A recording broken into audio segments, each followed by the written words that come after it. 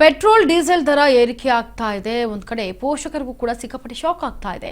ಶಾಲಾ ವಾಹನಗಳ ದರ ಈಗ 10% ಏರಿಕೆ ಆಗ್ತಾ ಇದೆ. ಎಲ್ಲಾ ಖಾಸಗಿ ಶಾಲಾ ವಾಹನಗಳ ಶುಲ್ಕ ಕೂಡ ಈಗ ಏರಿಕೆ ಮಾಡಿದ್ದಾರೆ. ಈಗ ಆಲ್ರೆಡಿ ಪೋಷಕರು ಈ ಖಾಸಗಿ ಶಾಲಾ ವಾಹನಗಳಿಗೆ ಶುಲ್ಕವನ್ನ ಕಟ್ಟಿ ಬೆಂದು ಹೋಗಿದ್ದಾರೆ. ಇದರ ನಡುವೆ ಈಗ 10% ಏರಿಕೆ ಆಗಿದೆ. ಎಲ್ಲಾ ಖಾಸಗಿ ಶಾಲಾ ವಾಹನಗಳ ಶುಲ್ಕವನ್ನ ಈಗ 10% ಏರಿಕೆ ಮಾಡಿರೋದು. ಶಾಲಾ ವಾಹನಗಳ ದರವನ್ನ ಏರಿಕೆ ಮಾಡಿ ಈಗ ಪೋಷಕರಿಗೆ ಶಾಕ್ ಮೇಲೆ ಶಾಕ್ ಅನ್ನು ಕೊಡ್ತಾ ಇದ್ದಾರೆ. ಪೆಟ್ರೋಲ್ ಡೀಸೆಲ್ ದರ ಏರಿಕೆ ಆಗಿದೆ ಅಂದ ಮೇಲೆ ಶಾಲಾ ವಾಹನಗಳ ದರ ಕೂಡ ನಾವು ಏರಿಕೆ ಮಾಡಬೇಕು ಅಂತ ಹೇಳಿ ಪೋಷಕರಿಗೆ ಶಾಕ್ ಅನ್ನು ಕೊಟ್ಟಿದ್ದಾರೆ. ಶಾಲಾ ವಾಹನಗಳ ದರ ಏರಿಕೆಯನ್ನ ಮಾಡಿರೋದು 10% ಏರಿಕೆ ಮಾಡಿದ್ದಾರೆ.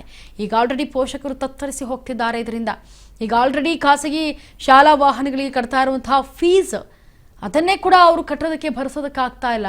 ಈಗ 10% ಏರಿಕೆ ಆಗ್ತಾ ಇದೆ ಅಂದ್ರೆ ಗಮನಿಸಬೇಕಾದಂತಹ ವಿಷಯವೇ ಸರಿ.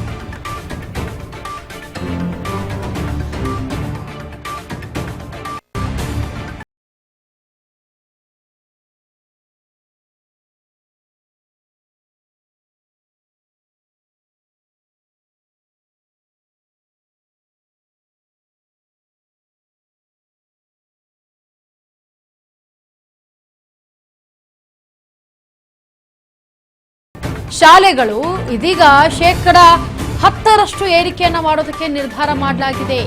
ಖಾಸಗಿ ಶಾಲಾ ವಾಹನಗಳ ಯೂನಿಯನ್ ಅಧ್ಯಕ್ಷ ಈಗ ಹೇಳಿಕೆಯನ್ನ ಕೊಟ್ಟಿರೋದು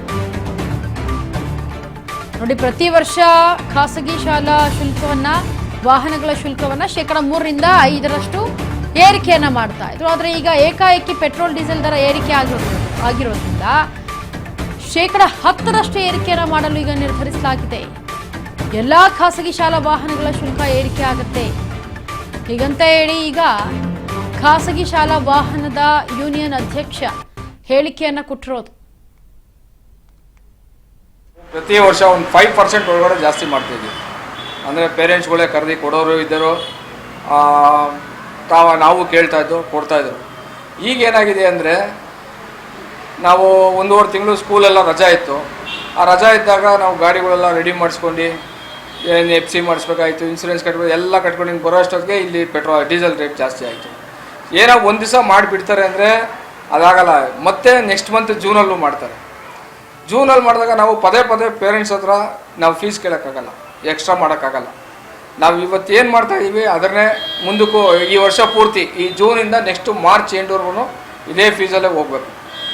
ಆದ್ದರಿಂದ 10% ಜಾಸ್ತಿ ಮಾಡ್ತಾಯಿದ್ದೀವಿ ಸರ್. ಎಷ್ಟು ಆಲ್ರೆಡಿ ಶುಲ್ಕ ಇದೆ ಸರ್? ಅಂದರೆ ವಾರ್ಷಿಕ ಶುಲ್ಕ ಆಗಿರ್ಬೋದು ಅಥವಾ ತಿಂಗಳು ತಗೊಳ್ಳೋದು ಯಾವ ಥರ ಇದೆ ಸರ್ ಒಂದು ಸಿಸ್ಟಮ್? ಸರ್, ನಮ್ಮಲ್ಲಿ ವಾರ್ಷಿಕ ಶುಲ್ಕ ತುಂಬ ಕಮ್ಮಿ ತೊಗೊಳೋದು ಈ ಸ್ಕೂಲ್ನವ್ರು ತೊಗೊತಾರೆ. ಸ್ಕೂಲ್ಗಳಲ್ಲಿ ಗಾಡಿಗಳು ಹಾಕಿರ್ತ ಅವ್ರು ತೊಗೊತಾರೆ. ನಮ್ಮಲ್ಲಿ ಪ್ರೈವೇಟಲ್ಲಿ ತೊಗೊಳೋದು ತುಂಬ ಕಮ್ಮಿ, ವಾರ್ಷಿಕ ತೊಗೊತಾರೆ ಇಲ್ಲ ಅಂತಲ್ಲ, ಅಷ್ಟೊಂದೇನು ತೊಗೊಳಲ್ಲ. ಆಮೇಲೆ ಇನ್ನೊಂದು ಏನಂದರೆ ನಮ್ಮಲ್ಲಿ 500 ರೂಪಾಯಿಂದ ಹಿಡಿದು 5,000 ರೂಪಾಯಿವರೆಗೂ ಮಂತ್ಲಿ ಫೀಸ್ ಇದೆ ಸರ್. ಅದೇ ಡಿಸ್ಟೆನ್ಸ್ ಮೇಲೆ.